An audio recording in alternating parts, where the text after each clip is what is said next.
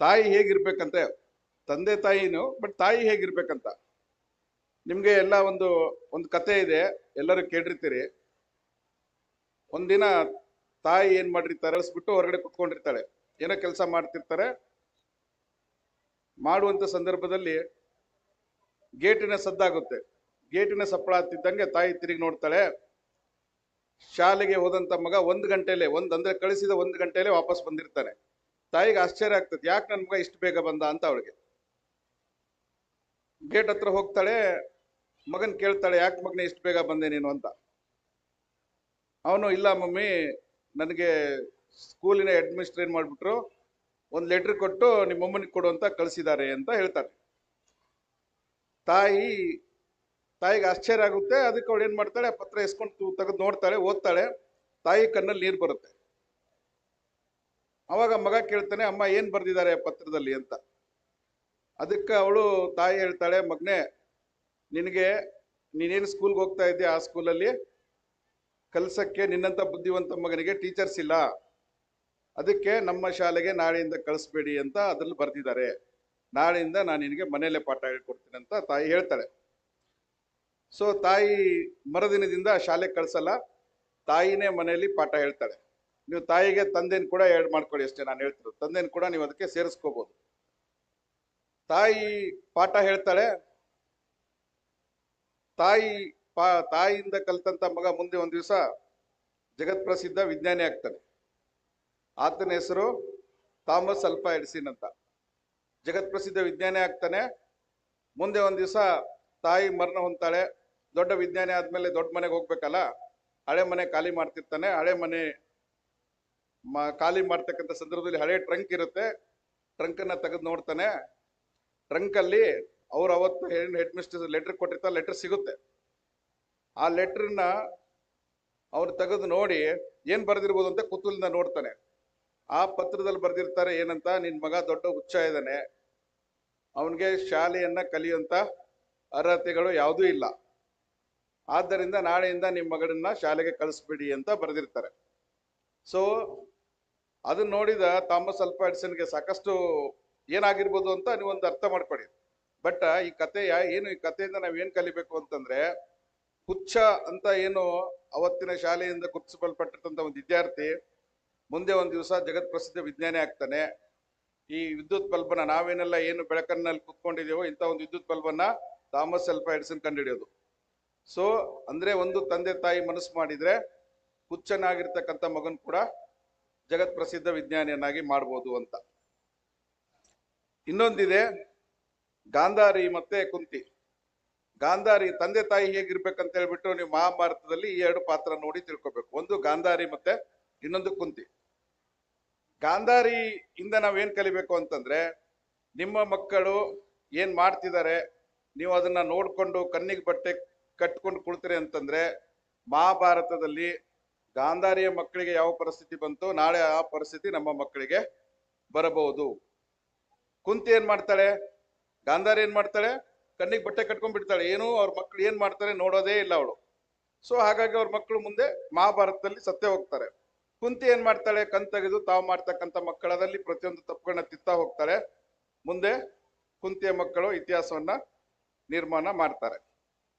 So ಅದು ಕೂಡ ತಮ್ಗೆ ಗೊತ್ತಿರ್ಲಿ. ಇನ್ನೊಂದು ಏನಂತಂದ್ರೆ, ಮಕ್ಕಳಲ್ಲಿ ತಂದೆ ತಾಯಿಗಳು ದೊಡ್ಡ ದೊಡ್ಡ ಕನಸುಗಳನ್ನ ಬಿತ್ತಬೇಕು, ಸಣ್ಣ ಸಣ್ಣ ಕನಸುಗಳನ್ನ ಬಿತ್ತಕ್ಕೆ ಹೋಗ್ಬಾರ್ದು. ಹೇಗೆ ದೊಡ್ಡ ದೊಡ್ಡ ಕನಸಂದ್ರೆ ಹೇಗೆ, ತೇನ್ಸಿಂಗ್ ಗೊತ್ತಲ್ಲ, ಮೌಂಟ್ ಎವರೆಸ್ಟ್ ಹತ್ತಾನೆ. ತೇನ್ಸಿಂಗ್ ಮೌಂಟ್ ಎವರೆಸ್ಟ್ ಹತ್ತಿದ್ಮೇಲೆ ಮೌಂಟ್ ಎವರೆಸ್ಟ್ 40ನೇ ವಯಸ್ಸಿಗೆ ಮೌಂಟ್ ಎವರೆಸ್ಟ್ ಹತ್ತನವ. ಕೆಳಗಿಳಿತಾನೆ. ಕೆಳಗಿಳಿದ ತಕ್ಷಣ ಪ್ರೆಸ್ದವ್ರೆಲ್ಲ ಸೇರಿರ್ತಾರೆ. ಅವನೇ ಅಲ್ಲ ಫಸ್ಟ್ ಮೌಂಟ್ ಎವರೆಸ್ಟ್ ಇರೋದು ತಾನ್ಸಿಂಗ್ ನಾರ್ಗೆ. ಅವಾಗ ಪ್ರೆಸ್ದವ್ರೆಲ್ಲ ಕೇಳ್ತಾರೆ, ಏನು ಇಂಥ ವಯಸ್ಸಲ್ಲಿ ನೀವು 40ನೇ ವಯಸ್ಸಿಗೆ ಏರ್ಬಿಟ್ರಿ ಮೌಂಟ್ ಎವರೆಸ್ಟ್ ಅಂತ ಹೇಳ್ತಾನೆ. ಅವಾಗ ತೇನ್ಸಿಂಗ್ ನಾರ್ಗೆ ಪ್ರೆಸ್ದವ್ರಿಗೆ ಹೇಳ್ತಾನೆ, ಇಲ್ಲ ನಾನು ಮೌಂಟ್ ಎವರೆಸ್ಟ್ನ ಬಹಳ ಹಿಂದೆ ಹತ್ತಿದ್ದೆ, ಮಾನಸಿಕವಾಗಿ ನಾನು ಬಹಳ ಹಿಂದೆ ಹತ್ತಿದ್ದೆ, ಇವತ್ತು ದೈಹಿಕವಾಗಿ ಹತ್ತಿದ್ದೇನೆ ಅಂತ. ಅವಾಗ ಪ್ರೆಸ್ದವ್ರಿಗೆ ಹೇಗೆ ಅಂತ ಕೇಳ್ತಾರೆ. ಅವಾಗ ಅವ್ರ ತಾಯಿ ಇರ್ತಾಳಲ್ಲ, ತೇನ್ಸಿಂಗ್ ನಾರ್ಗೆ ಮನೆ ಮುಂದ್ಗಡೆ ಮೌಂಟ್ ಎವರೆಸ್ಟ್ ಬೆಟ್ಟ ಇರುತ್ತೆ. ಅವ್ನು ಚಿಕ್ಕವನಿದ್ದಾಗ ಕುರಿ ಕಾಯಕ್ಕೆ ಹೋಗ್ತಾ ಇರ್ತಾನೆ ತೇನ್ಸಿಂಗ್ ನಾರ್ಗೆ. ಅವ್ರ ತಾಯಿ ಹೇಳ್ತಿರ್ತಾಳೆ ಅವ್ನಿಗೆ ಏನಂತ, ನೋಡ ಮಗನೇ, ಮೇಕೆ ಮೇಯಿಸು ತೊಂದರೆ ಇಲ್ಲ, ಎದುರುಗಡೆ ದೊಡ್ಡ ಬೆಟ್ಟ ಇದೆ, ಬೆಟ್ಟ ತೋರಿಸ್ಬಿಟ್ಟು ಈ ಬೆಟ್ಟ ಹತ್ತಿಯ ನೀನು, ಹತ್ತಿಯ ಅಂತ ಪ್ರತಿ ದಿವಸ ಕೇಳ್ತಾ ಇರ್ತಾಳಂತೆ ತಾಯಿ. ಅಂದ್ರೆ ನಾವು ಮಕ್ಕಳನ್ನ ಹೇಗೆ ಬೆಳೆಸ್ತೇವೋ, ಅಲ್ಲಿ ಹೋಗ್ಬೇಡ ಇಲ್ಲಿ ಹೋಗ್ಬೇಡ ಹಾಗೆ ಹೀಗೆ ಅಂತ ಬೆಳೆಸೋದು. ಸೊ ಅದಕ್ಕೆ ದಯವಿಟ್ಟು ಮಕ್ಕಳಲ್ಲಿ ದೊಡ್ಡ ದೊಡ್ಡ ಆಸೆಗಳನ್ನ ಬಿತ್ತಬೇಕು. ಇನ್ನೂ ಎರಡು ವಿಚಾರ ಇದೆ ಜಾಸ್ತಿ, ಯಾಕಂದ್ರೆ ನಿಮ್ಗೆ ತುಂಬಾ ಬೇರೆ ಬೇರೆ ವಿಚಾರದಲ್ಲಿದ್ದೀರಿ. ಎರಡು ವಿಚಾರ, ಒಂದ್ ಸೆಕೆಂಡ್. ಹಾ, ಇವತ್ತು ನಮ್ದು ಶಿಕ್ಷಣ ವ್ಯವಸ್ಥೆ ಬಗ್ಗೆ ನಾನು ಮಾತಾಡ್ಲೇಬೇಕು ಸ್ವಲ್ಪ. ನಿಮ್ಗೆ ಎಲ್ಲರೂ ತುಂಬಾ ನೋಡಿ, ನಾವು ಮಕ್ಕಳನ್ನೆಲ್ಲ ತುಂಬಾ ದೊಡ್ಡ ದೊಡ್ಡ ಆಸೆಗಳನ್ನ ಇಟ್ಟುಕೊಂಡು ನಾವು ಶಿಕ್ಷಣಕ್ಕೆ ಸೇರಿಸ್ತೀವಿ, ಕರೆಕ್ಟ್ ಅಲ್ವಾ? ನೀವು ಒಂದು ವಿಚಾರ ಗೊತ್ತಿರ್ಲಿ, ನೀವೆಲ್ಲ ದೊಡ್ಡ ದೊಡ್ಡ ಭಾಷಣ ಕೇಳ್ತಿರ್ತೀರಲ್ವಾ, ಎಲ್ಲ DC SP ಎಲ್ಲರದ್ದು ಕೇಳ್ತಾ ಇರ್ತೀರಿ ಅಂತ ಅನ್ಕೊಂಡಿದ್ದೆ ನಾವು. ನಾನು ಅಲ್ಲಿ ಕೂಲಿ ಮಾಡ್ತಾ ಇದ್ದೆ, ಇಲ್ಲಿ ಕೂಲಿ ಮಾಡ್ತಾ ಇದ್ದೆ ಅಂತ ಪ್ರತಿಯೊಬ್ಬರು ಭಾಷಣ ಮಾಡಿದ್ದು ಸಾಕಷ್ಟು ಕೇಳಿದಿರಿ. ಪ್ರತಿಯೊಬ್ಬರ ಜೀವನ ಕೂಡ ಹಾಗೇನೆ ಇರುತ್ತೆ. ಅಂದ್ರೆ ಅಂತವ್ರಷ್ಟೇ ಅಲ್ಲ, ಪ್ರತಿಯೊಬ್ಬರು ಕೂಡ ಕಷ್ಟದಿಂದನೇ ಮೇಲೋಗಿರ್ತಾರೆ. ಸೊ ಅದೇ ತರದ ಆಸೆಗಳನ್ನ ನೀವೆಲ್ಲ ಇಟ್ಟು ಕೊಡಿಸ್ತಿದ್ರಿ ಅಂತ ನಾ ಭಾವಿಸ್ಕೊತೇನೆ. ಬಟ್ ಶಿಕ್ಷಣ ಹೇಗಾಗಿದೆ ಅಂತಂದ್ರೆ, ನಾನು ಒಂದೇ ಶಾಲೆಯಲ್ಲಿ ಒಂದು ಮರದ ಕೆಳಗಡೆ ಒಂದು ಆನೆಯನ್ನು ಕೂರಿಸ್ಬಿಟ್ಟಿದೆವು, ಹುಲಿನ ಕೂರಿಸಿದೆವು, ಚಿರತೆಯನ್ನು ಕೂರಿಸಿದೆವು, ಮೀನಿದೆ, ಹಾವಿದೆ, ಎಲ್ಲ ಇದಾವೆ. ಎಲ್ಲವನ್ನು ಕೂಡಿಸ್ಬಿಟ್ಟು ನಾವು ಅವ್ರಿಗೆ ಏನ್ ಮಾಡ್ತಾ ಇದ್ದೇವೋ, ಒಂದೇ ತರದ ಶಿಕ್ಷಣವನ್ನ ಕೊಡಿಸ್ತಾ ಇದ್ರೆ, ಹುಲಿಗೆ ಏನ್ ಹೇಳ್ಕೊಡ್ಬೇಕಿತ್ತು ಹುಲಿಗೆ ಹೇಳ್ಕೊಡ್ತಾ ಇಲ್ಲ, ಮೀನಿಗೆ ಏನ್ ಹೇಳ್ಕೊಡ್ಬೇಕಿತ್ತು ಹುಲಿಗೆ ಸ್ವಿಮ್ಮಿಂಗ್ ಹೇಳ್ಕೊಟ್ಟಂಗೆ, ಮೀನಿಗೆ ಹಾರೋದು ಹೇಳ್ಕೊಟ್ಟಂಗೆ ನಮ್ಮ ಶಿಕ್ಷಣ ವ್ಯವಸ್ಥೆ ಆಗಿದೆ. ಹೇಗೆ ಅದಂಗೆ ಅಂತೀರಾ ಅಂತಂದ್ರೆ, ನಾನು ನನ್ನ ಫ್ರೆಂಡ್ಸ್ ಹತ್ರ ಮೊನ್ನೆ ಡಿಸ್ಕಸ್ ಮಾಡ್ತಾ ಇದ್ದೆ. ನಮ್ಮ ಶಿಕ್ಷಣ ವ್ಯವಸ್ಥೆಯಲ್ಲಿ LKG ಇಂದ ಸ್ಟಾರ್ಟ್ ಆಗುತ್ತಪ್ಪ, ಈಗ ಫ್ರೀ ನರ್ಸರಿ ಬಂದ್ಬಿಟ್ಟಿದೆ. 2ನೇ 3ನೇ ವರ್ಷದಿಂದ ನಾವು ನಮ್ಮ ಮಕ್ಕಳನ್ನ ಶಾಲೆಗೆ ಕಳಿಸ್ತಾ ಇದೀವಿ. ನೀವು ಎಲ್ಲಿವರೆಗೆ ಕಳಿಸ್ತೀರಿ? ಮಿನಿಮಮ್ ಒಂದು ಮಾಸ್ಟರ್ ಡಿಗ್ರಿ MSc MA ಅಲ್ಲಿವರೆಗಂತೂ ಕಳಿಸ್ತೀರಿ. ಅಲ್ಲಿಗೆ 21-22 ವರ್ಷ ಆಗುತ್ತೆ. ಇನ್ನು ಮುಂದುವರೆದು PhD ಮಾಡಿದ್ರೆ ಒಂದು 26 ವರ್ಷ, ಹೆಚ್ಚು ಕಡಿಮೆ 26-27 ವರ್ಷ ಕರೀತಾರೆ. 26 ವರ್ಷ ಶಿಕ್ಷಣ ಪಡೆದಂತ ಒಬ್ಬ ವ್ಯಕ್ತಿ ಹೊರಗಡೆ ಪ್ರಪಂಚದಲ್ಲಿ 30,000 ಸಂಬಳಕ್ಕೆ ಕಷ್ಟಪಡ್ತಾರೆ. ಅರ್ಥ ಆಯ್ತಾ ನಿಮ್ಗೆ? ಈ ಮಾತನ್ನ ಸರಿಯಾಗಿ ನೆನ್ಪಿಟ್ಕೊಂಬಿಡಿ ನೀವೆಲ್ಲ ಬಂದಿರೋರು. ನೀವು 26ರಿಂದ 26 ವರ್ಷ ಮಗುವಿಗೆ ಶಿಕ್ಷಣ ಕೊಡ್ತೀರಿ, ಶಿಕ್ಷಣ ಪಡಿತಿದೀವಿ ನಾವು. 25 ವರ್ಷ ಶಿಕ್ಷಣ ಪಡೆದಂತ ಮಗು ಹೊರಗಡೆ ಹೋಗಿ 30,000 ಸಂಬಳಕ್ಕೆ ಆತನು ಕಷ್ಟ ಪಡ್ತಾ ಇದ್ದಾರೆ. ಹಾಗಿದ್ರೆ ಮತ್ತೆ ನಮ್ಮ ಶಿಕ್ಷಣ ಹೆಂಗಿರ್ಬೇಕು? ಶಿಕ್ಷಣ ಸ್ವಲ್ಪ ಚೇಂಜ್ ಆಗ್ಬೇಕಲ್ವಾ? ನಿಮ್ಗೆ ಗೊತ್ತಿರ್ಲಿ. ಈಗ ನನಗೆ ಆಕ್ಚುಲಿ ಅದೊಂದು ಹೇಳ್ಬೇಕು. ನಾನು ಮೊನ್ನೆ ಒಂದು ಎಂಟ್ರಿ ನೋಡ್ತಾ ಇದ್ದೆ. ಓಸ್ವಾಲ್ ಅಂತ ಒಂದು ಜುಬ್ಲಿ ಸರ್ಕಲ್ ಅಲ್ಲಿ ಟವರ್ ಇದೆ. ಓಸ್ವಾಲ್ ಟವರ್ ಅಂತ ಒಂದು ಬಟ್ಟೆ ಅಂಗಡಿ ಇದೆ. ಅವ್ರ ಮಗನ್ನ ಯಾರೋ ಅವನನ್ನ ಇಂಟರ್ವ್ಯೂ ಮಾಡ್ತಿರ್ತಾರೆ ಓಸ್ವಾಲ್ ಟವರ್. ಅವಾಗ ಅವನ ಮಗಳು ಬರ್ತಾಳೆ, ಮಗ ಬರ್ತಾನೆ. ಇಂಟರ್ವ್ಯೂ ನನಗೂ ಗೊತ್ತಿರ್ಲಿಲ್ಲ ಈ ವಿಚಾರ. ನನಗೆ 40 ವರ್ಷ, ನಾನು MSc ಓದಿರೋದು, ನನಗೆ ಈ ವಿಚಾರ ಗೊತ್ತಿರ್ಲಿಲ್ಲ. ಅವನು ಮಕ್ಕಳು ಬರ್ತಿದ್ದಂಗೆ ಕೇಳ್ತಾನೆ, ಏನ್ ಓದ್ತಾರೆ ಇವ್ರು ಅಂತ ಕೇಳ್ತಾನ. ಅವಾಗ ಅವನು ಓಸ್ವಾಲ್ ಟವರ್ ಓನರ್ ಹೇಳ್ತಾನೆ, ಇಲ್ಲ ಅವರು ಶಾಲೆಗೆ ಹೋಗಲ್ಲ. 16 ವರ್ಷದ ಮಗ, 18 ವರ್ಷದ ಮಗಳು ಇರ್ತಾಳೆ, ಶಾಲೆಗೆ ಹೋಗಲ್ಲ. ಅವನಿಗೆ ಆಶ್ಚರ್ಯ ಆಗುತ್ತೆ, ಶಾಲೆಗೆ ಹೋಗಲ್ಲ ಅಂದ್ರೆ ನೀವೇನ್ ಮಾಡ್ತಿದ್ರಿ? ಯಾಕಂದ್ರೆ ಈಸ್ ಅ ದೊಡ್ಡ ಬಿಸ್ನೆಸ್ ಮ್ಯಾನ್. ನಾವು ಏನ್ ಮಾಡ್ತಿದ್ರಿ ನೀವು? ಇಲ್ಲ, ನನ್ನ ಮಕ್ಕಳನ್ನ ನಾನು ಓಪನ್ ಸ್ಕೂಲಲ್ಲಿ ಓದಿಸ್ತಾ ಇದ್ದೀನೋ. ಓಪನ್ ಸ್ಕೂಲ್ ಅಂತ ಒಂದು ಸಿಸ್ಟಮ್ ಇದೆ, ನಿಮ್ಗೆ ಗೊತ್ತಿರ್ಲಿ. ಓಪನ್ ಸ್ಕೂಲ್ ಅಂತಂದ್ರೆ ಆ ಮಕ್ಕಳು ಶಾಲೆಗೆ ಬರೋದೇ ಇಲ್ಲ. ಅಂದ್ರೆ ನಾನು ಶಾಲೆಗೆ ಕಳಿಸ್ಬಿಡಿ ಅಂತ ಹೇಳ್ತಾ ಇಲ್ಲ, ನಾವೆಲ್ಲ ಮಿಡಲ್ ಕ್ಲಾಸ್ದವರು ಶಾಲೆಗೆ ಕಳಿಸ್ಲೇಬೇಕು, ಅದು ಬೇರೆ ವಿಚಾರ. ಬಟ್ ಓಪನ್ ಸ್ಕೂಲ್ ಅಂತ ಇದೆ, ಅವ್ರಿಗೂ SLC ಎಕ್ಸಾಮ್ಸ್ ಇದೆ, ಅವ್ರಿಗೂ PUC ಎಕ್ಸಾಮ್ಸ್ ಇದೆ, ಅವರು ಡಿಗ್ರಿ ಎಕ್ಸಾಮ್ಸ್ ಬರೀತಾರೆ, ನಮ್ಮ ಜೊತೆನೆ ಬರೀತಾರೆ. ಆದ್ರೆ ಅವರು ಎಲ್ಲವನ್ನೂ ಕಲಿತಾರೆ. ಅವ್ರಿಗೆ ಕಲಿಯಕ್ಕೆ ಪಟ್ಟೆ ಇಲ್ಲ. ಅವ್ರು ಓನ್ಲಿ SLC ಎಕ್ಸಾಮ್ ಅಷ್ಟೇ ಬರೆಯೋದವ್ರು. ಅವ್ರು 1ನೇತೆ 2ನೇತೆ 3ನೇತೆ ಎಲ್ಲ ಬರೆಯಲ್ಲ. 14 ವರ್ಷಕ್ಕೆ ಬಂದ್ಬಿಟ್ಟು SLC exam, direct board exams ಬರೀತಾರೆ ಅವರು. ಈ 14 ವರ್ಷದವರೆಗೂ ಆ ಮಗು ಏನ್ ಬೇಕೆಲ್ಲ ಕಲಿಯುತ್ತೆ, ಏನ್ ಬೇಕೆಲ್ಲ ಓದುತ್ತೆ. ಅದು ಯೂಟ್ಯೂಬ್ ಅಲ್ಲಿ ಇದೆ, ನೀವು ನೋಡಿ. ನೀವು SLCಲಿ 100 ಇಂಗ್ಲಿಷ್ ತಗೊಂಡಿರ್ತಾರೆ, ಕರೆಕ್ಟ್ ಅಲ್ವಾ? ನೀವು ನೋಡಿದ್ರಿ, ನೀವು ನೆಕ್ಸ್ಟ್ ಟೈಮ್ ಚೆಕ್ ಮಾಡಿ, ನೀವು ಅವ್ರನ್ನ ನಿಮ್ಮದೇ ತಾಲೂಕಿನಲ್ಲಿ ಯಾರು ಟಾಪರ್ಸ್ ಇರ್ತಾರೆ ಚೆಕ್ ಮಾಡಿ. ಅವ್ರಿಗೆ ಇಂಗ್ಲಿಷ್ ಏನೂ ಬರಲ್ಲ. ಅವ್ರಿಗೆ ಹೆಂಗಂದ್ರೆ ಬುಕ್ಕಿಶ್ ಅಷ್ಟೇ, ಬುಕ್ಕಲ್ಲಿ ಏನಿದೆ ಅದನ್ನ ಆಸ್ ಇಟ್ ಈಸ್ ಬರೋದು. ಆ ಓಸ್ವಾಲ್ ಟವರ್ ಮಗಳು 16 ವರ್ಷ, ಅವಳು ಇಂಗ್ಲಿಷ್ ಮಾತಾಡೋದು ನೋಡ್ಬಿಟ್ಟು ನನಗೂ ಶಾಕ್ ಆಯ್ತು. ಯೂಟ್ಯೂಬ್ ಅಲ್ಲಿ ವಿಡಿಯೋ ಇಂಟರ್ವ್ಯೂ ಇದೆ ನೋಡಿ ಅವ್ರದ್ದು, ಓಸ್ವಾಲ್ ಟವರ್ದು. ಅವಳು ಓದಲ್ಲ, ಅವಳು ಓಪನ್ ಸ್ಕೂಲೇ. ಬಟ್ ಅವ್ರಿಗೆ ಏನ್ ಬೇಕು ಎಲ್ಲಾ ಕಲಿತಾರೆ ಅವರು. ಅವ್ರಿಗೆ ಯಾವ ಬುಕ್ ಬೇಕು ಕಲಿತಾರೆ, ಯಾವ ಉದ್ಯೋಗ ಬೇಕು ಕಲಿತಾರೆ, ಪ್ರತಿಯೊಂದು ಯಾವ ಆರ್ಟ್ ಎಲ್ಲ ಕಲಿತಾರೆ. ಸೊ ದಯವಿಟ್ಟು ಇದು ಕೂಡ ನಿಮ್ಗೆ ಗೊತ್ತಿರಲಿ. ನನಗೆ ಇನ್ನೊಂದು ವಿಚಾರ ಇದೆ. ಮಕ್ಕಳಲ್ಲಿ ಸ್ಪರ್ಧಾತ್ಮಕ ಪರೀಕ್ಷೆ ಹುಚ್ಚನ್ನ ಬೆಳೆಸಿ ನೀವೆಲ್ಲ ಏನ್ ಮಾಡೋರಿದ್ದೀರಿ? ಅರ್ಥ ಆಯ್ತಾ ನಿಂಗೆ? ನನಗೆ ಪೊಲೀಸ್ ಕೆಲಸ ಇಷ್ಟು ಕಷ್ಟ ಇದೆ ಅಂದಿದ್ರೆ ನಾನು ಪೊಲೀಸ್ ಅಪ್ಲಿಕೇಶನ್ ಆಗ್ತಿರ್ಲಿಲ್ಲ. ದಯವಿಟ್ಟು ರೆಕಾರ್ಡ್ ಮಾಡ್ಕೋಬೇಡಿ. ಆಯ್ತಾ? ಅಂದ್ರೆ ವ್ಯವಸ್ಥೆ ಆಗಿದೆ. ಅರ್ಥ ಆಯ್ತಲ್ಲ ನಿಮ್ಗೆ ಹೇಳ್ತಿರೋದು ನಾನು.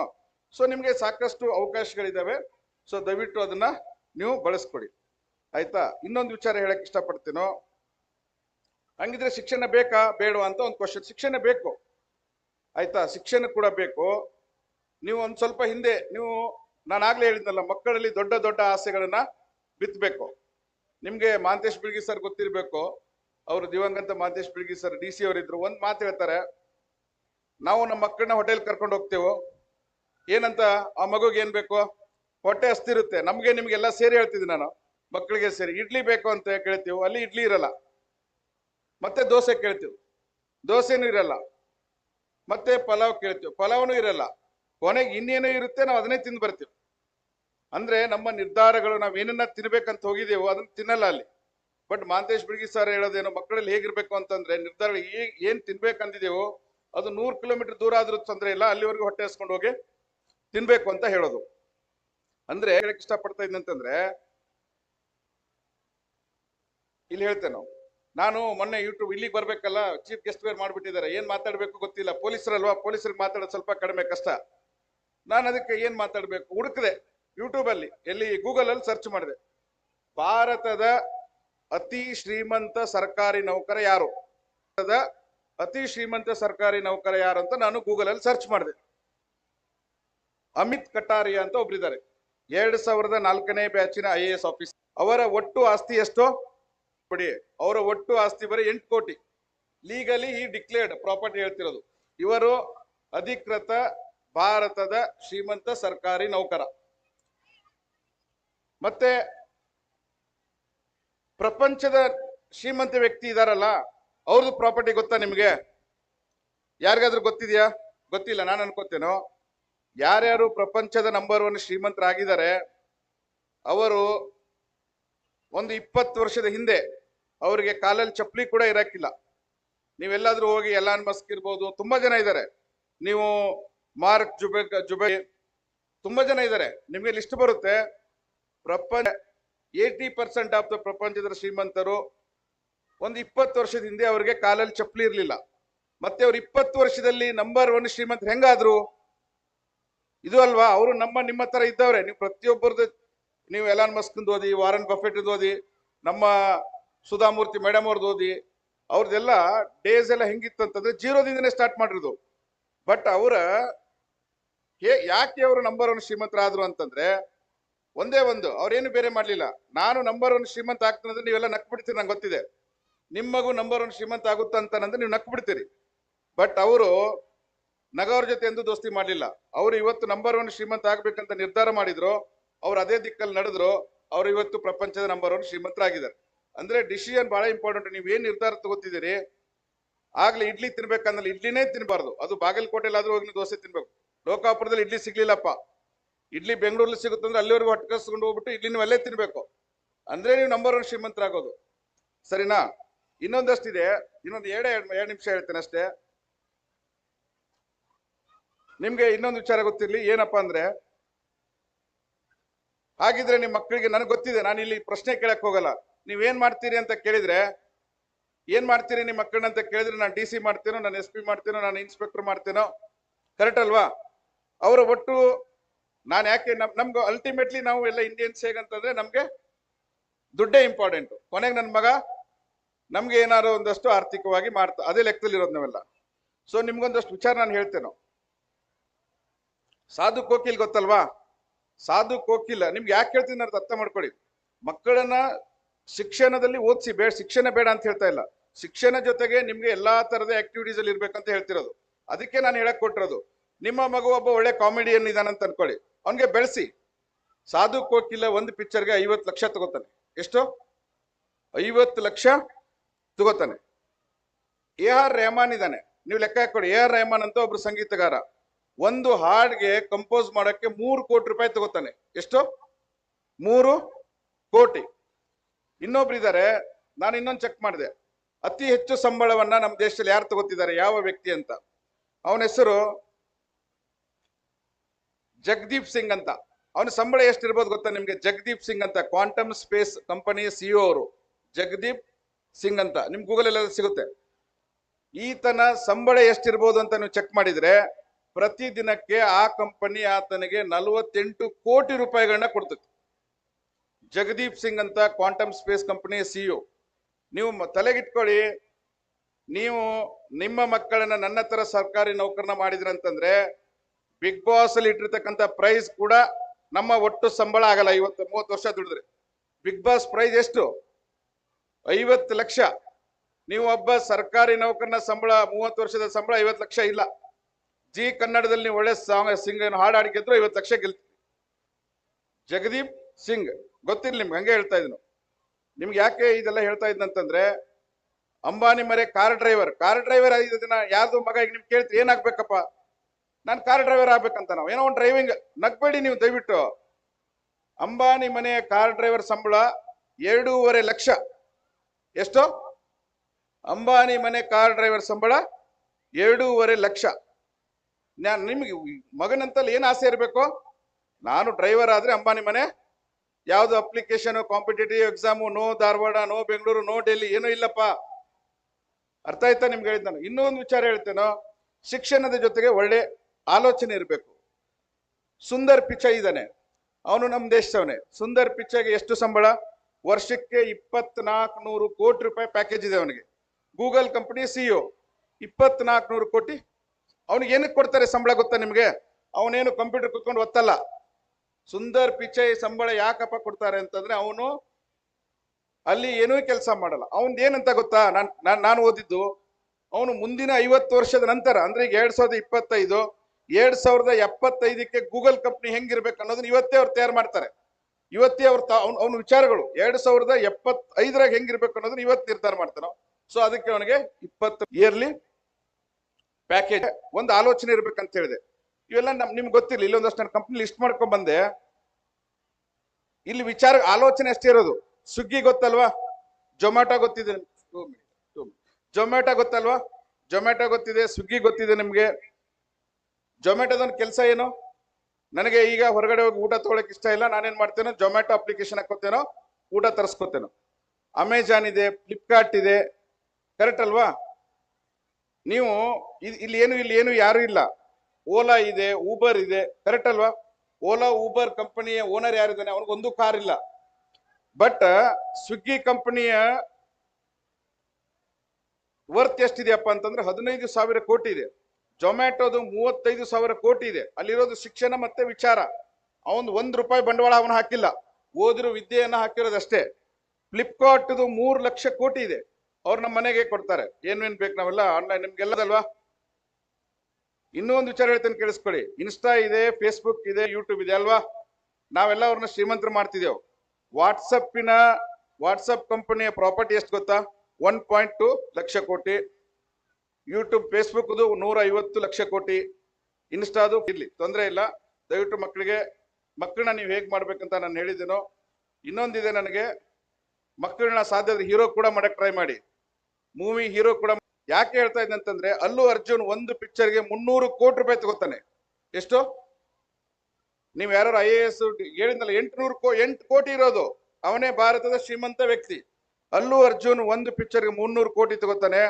ಶಾರುಖ್ ಖಾನ್, ಪ್ರಭಾಸ್ ಗೊತ್ತಲ್ವಾ ಅಂತ ಒಂದು ಪಿಕ್ಚರ್ ಬಂತು, 100 ಕೋಟಿ ತಗೊಂಡಿದ್ದಾನೆ. ಆದಿ ಪುರುಷಕ್ಕೆ 150 ಕೋಟಿ ತಗೊಂಡಿದ್ದಾನೆ. ಅರ್ಥ ಆಯ್ತಾ? ಅದೊಂದಿರ್ಲಿ. ನಾನು ಪೊಲೀಸ್ ಆಗಿರೋದ್ರಿಂದ ಪೊಲೀಸರ ಬಗ್ಗೆ 2 ಮಾತು ಹೇಳ್ಬೇಕಲ್ವಾ? ಅದು ಹೇಳಿನೇ ಭಾಷಣ ಮುಗಿಸೋದು. ಪೊಲೀಸರ ಬಗ್ಗೆ ಗೊತ್ತಲ್ವಾ? ಜನರ ಹತ್ರ ಎಷ್ಟು ತಪ್ಪು ಕಲ್ಪನೆ ಇದೆ ಅಂತ ನಿಮ್ಗೆ ಗೊತ್ತಿದೆ. ಅದಕ್ಕೊಂದು ಚಿಕ್ಕ ಕಥೆ ಹೇಳ್ಬಿಡ್ತೇನೆ, ಕೇಳಿರ್ತೀರಾ ಅಷ್ಟೇ. ಅದನ್ನೇ ಲಾಸ್ಟ್ ನಂದು. ಒಂದು ಅಜ್ಜಿ ಇರ್ತಾಳೆ ಊರಲ್ಲಿ. ಅಜ್ಜಿ ಏನ್ ಮಾಡ್ತಿರ್ತಾಳೆ? ಪ್ರತಿ ದಿವಸ ಪತ್ರ ಬರೀತಿರ್ತಾಳೆ. ಯಾರಿಗೆ? ದೇವರಿಗೆ. ದೇವ್ರೆ, ನನ್ಗೆ ವಯಸ್ಸಾಯ್ತು, ಊಟ ಮಾಡಕ್ ದುಡ್ಡಿಲ್ಲ, ನೀನು ನನಗೆ ನನ್ನ ಅಕೌಂಟ್ಗೆ ದುಡ್ಡು ಕಳಿಸು ಅಥವಾ ಮನಿ ಆರ್ಡರ್ ಮಾಡು ಅಂತ ಬರಿತಾ ಇರ್ತಾಳೆ. ಪತ್ರ ಬರೆದು ಇಲ್ಲಿಂದ ಹಾರಿಬಿಡೋದು. ಇಲ್ಲಿಂದ ಹಾರಿಬಿಟ್ರೆ ಅದು ಲೋಕಾಪುರ ಸ್ಟೇಷನ್ ಮೇಲೆ ದಾಟ್ಕೊಂಡು ಹೋಗ್ತಾ ಇತ್ತು. ನಿಮ್ಮೂರು ಸ್ಟೇಷನ್ ಲೋಕಾಪುರ ಅಲ್ವಾ? ದಿನ ಬರೆಯೋಳು. ಅಲ್ಲಿ ದಿನ ಲೋಕಾಪುರ ಪೊಲೀಸ್ನವ್ರು ಓದ್ತಾ ಇದ್ರು ಅಂತ ಕುತ್ಕೊಂಡು. ಅವ್ರಿಗೆ ಪಾಪ ಆಕಿ ಕಷ್ಟ ನೋಡಕ್ ಆಗ್ಲಿಲ್ಲ. ದೇವ್ರೇನ್ ದುಡ್ಡು ಕೊಡ್ತಾನ? ಕೊಡಲ್ಲ. ಲೋಕಾಪುರ ಪತ್ರದಲ್ಲಿ ಬರಿತಿದ್ರು, ದೇವ್ರೆ ನನಗೆ 50,000 ರೂಪಾಯಿ ಕಳಿಸು ಅಂತ ಬರಿತಾ ಇದ್ಲು ಅಜ್ಜಿ. ಕೊನೆಗೆ ಲೋಕಾಪುರ ಪೊಲೀಸ್ನವ್ರು ಏನ್ ಮಾಡ್ಬಿಡ್ತಾರೆ, ಅವರೇ ಎಲ್ಲ ಸಂಬಳದಿಂದ ಸೇರಿಸಿ ಒಂದು 25,000 ಸೇರಿಸಿ ಅವ್ರಿಗೆ ಯಾರಿಗೆ ಕೊಟ್ರು, ಅಜ್ಜಿಗೆ ತಂದು ಕೊಡ್ತಾರೆ. ಅಜ್ಜಿಗೆ ಖುಷಿ ಆಯ್ತು, ಪೊಲೀಸ್ನೆಲ್ಲ ಅಪ್ಪ ದೇವ್ರು ಕೊಟ್ನ ಒಳ್ಳೇದಾಯ್ತು ಅಂತ ಫುಲ್ಲ ಹೇಳ್ತಾಳೆ. ನೆಕ್ಸ್ಟ್ ಡೇ ಮತ್ತೆ ಪತ್ರ ಬರೀತಾಳೆ. ಮತ್ತೆ ಆ ಪತ್ರ ಯಾರ ಮುಖಾಂತರ ಹಾರ್ಕೊಂಡು ಹೋಗುತ್ತೆ, ಲೋಕಾಪುರ ಪೊಲೀಸ್ ಸ್ಟೇಷನ್ ಮೇಲೆ ದಾಟ್ಕೊಂಡು ಹೋಗೋದು. ಅವಾಗ ಮತ್ತೆ ಪೊಲೀಸರು ತಗೊಂಡು ಹೋಗ್ತಾರೆ. ಆ ಪತ್ರದಲ್ಲಿ ಏನ್ ಬರ್ದಿತ್ತಾಳೆ ಗೊತ್ತಾ ಅಜ್ಜಿ, ದೇವ್ರೆ ತುಂಬಾ ಧನ್ಯವಾದಗಳು, ನಂಗೆ ಏನ್ ಮಾಡಿದೆ ನೀನು, 50,000 ಕೇಳಿದ್ದೆ, 25,000 ಕೊಟ್ಟು ಕಳ್ಸಿದ್ಯಾ, ಕೊಡೋದು ಕೊಟ್ಟಿದ್ಯಾ, ನೆಕ್ಸ್ಟ್ ಟೈಮ್ ಪೊಲೀಸರ ಕೈಲಿ ಕೊಟ್ಟು ಕಳಿಸ್ಬೇಡ. ಯಾಕಂತಂದ್ರೆ ನೀನು 50,000 ಕೊಟ್ಟಿದ್ದೆ, ಪೊಲೀಸ್ನವ್ರು 25,000 ಇಟ್ಕೊಂಡು ಇನ್ನು 25,000 ನನಗೆ ಕೊಟ್ಟವ್ರೆ. ಸೊ ಇದು ಪೊಲೀಸರ ಪರಿಸ್ಥಿತಿ. ಬಟ್ ಪೊಲೀಸರು ಎಲ್ಲರೂ ಹಂಗಿಲ್ಲ, ಒಳ್ಳೆ ಪೊಲೀಸರು ಕೂಡ ಇದ್ದಾರೆ. ದಯವಿಟ್ಟು ನಿಮ್ಮೂರಿಗೆ ಬಂದಾಗ ಪೊಲೀಸರ ಬಗ್ಗೆ ಚೆನ್ನಾಗಿ ಮಾತಾಡಿಸಿ, ನಿಮ್ಮದೇ ರಕ್ಷಣೆಗೋಸ್ಕರ ಪೊಲೀಸರು ಹಗಲಿರುಳು ದುಡಿತಾರೆ. ನಿಮ್ಮ ಮನೆ ಕರೀರಿ, ಆಯ್ತಾ, ಒಳ್ಳೆ ಊಟ ಗೀಟ ಮಾಡಿಸಿ, ಆಯ್ತಾ. ಸೊ ಇಷ್ಟೇ, ನನಗಿರೋದು ಟೈಮ್ ಕೂಡ ತುಂಬಾ ಆಗಿದೆ. ಒಂದು ನನಗೆ ಆನಂದ್ ಬಗ್ಗೆ ಒಂದು 2 ಮಾತು ಹೇಳ್ತೇನೆ ನಾವು. Anand is my junior. ನಂಗೆ ಬಹಳ ಖುಷಿ ಆಯ್ತು. ಅವ್ನು ಆಕ್ಚುಲಿ ನನ್ಗೆ ಸೆಕೆಂಡ್ ಟೈಮ್ ಈ ಸ್ಕೂಲಿಗೆ ಇನ್ವೈಟ್ ಮಾಡಿದ್ದು. ಒಂದು ಸ್ಕೂಲನ್ನ ಕಟ್ಟಿ ಬೆಳೆಸೋದು ತುಂಬಾ ಕಷ್ಟದ ಕೆಲಸ ಆಕ್ಚುಲಿ, ಆಯ್ತಾ. ನನ್ನಂತ ಕೂಡ ವಿಚಾರ ಮಾಡ್ತಾನೆ ನಾನು ಸ್ಕೂಲ್ ಮಾಡ್ಬೇಕು ಅಂತ, ಬಟ್ ಅದು ಅಷ್ಟು ಈಸಿ ಕೆಲಸ ಇಲ್ಲ. ಅಂಥದ್ರಲ್ಲೂ ನನ್ನ ಜೂನಿಯರ್ ಆಗಿ ನನಗೆ ಇಂಥದ್ದೊಂದು ದೊಡ್ಡ ಸ್ಕೂಲನ್ನ ಕಟ್ಟಿಸಿ ನಡೆಸ್ತಾ ಇದ್ದಾನೆ. ನಿಮ್ಮ ಅಂತ ಇಷ್ಟು ಜನ ಮಕ್ಕಳಿದ್ದಾರೆ, ಓದ್ತಿದ್ದಾರೆ ಅಂದ್ರೆ ನಮಗೂ ಕೂಡ ಖುಷಿ ಆಗುತ್ತೆ. ಇನ್ನೂ ಈ ಸಂಸ್ಥೆ ಹೆಚ್ಚಿನ ರೀತಿಯಲ್ಲಿ ಬೆಳೀಲಿ. ನನಗೆ ಈ ಕಾರ್ಯಕ್ರಮಕ್ಕೆ ಮುಖ್ಯ ಅತಿಥಿಯಾಗಿ ಕರೆದು ನನಗೊಂದು 4 ಮಾತಾಡಕ್ಕೆ ಅವಕಾಶ ಮಾಡಿಕೊಟ್ಟಿದ್ದಾರೆ. ನಾನು ವೈಯಕ್ತಿಕವಾಗಿ ಆನಂದ್ಗಾಗ್ಲಿ, ಮತ್ತೆ ಸಾಯಿ ಚೇತನ ಪ್ರಾಥಮಿಕ ಶಾಲೆಗೆ, ಮತ್ತೆ ನಿಮ್ಮೆಲ್ಲರಿಗೂ ನನ್ನ ವೈಯಕ್ತಿಕ ಧನ್ಯವಾದಗಳು. Thank you. ನೌಕರಿಗಾಗಿ ಶಿಕ್ಷಣ